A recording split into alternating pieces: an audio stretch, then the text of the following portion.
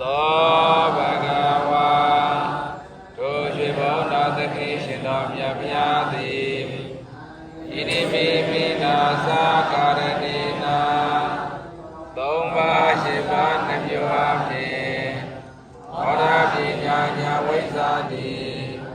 မိဘနာတအမြဲရသောစိုက်ကယံပြိဓမ္မသင်တိအကျဉ်စရဏသံဃာဝတိတကွာသောပြိဓမ္မသာရံကြောင့်ကြောင့်ဒီ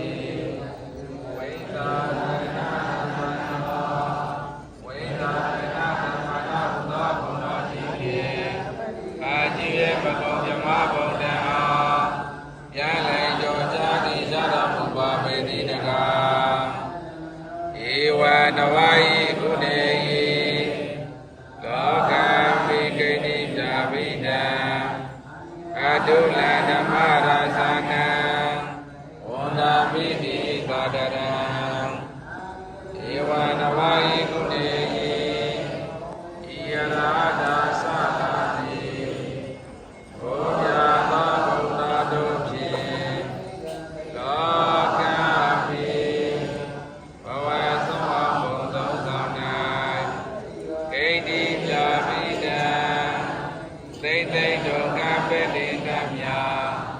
သဇ္ဇတရိကျော်သောခြင်းရှိတော်မူသောအာတုလ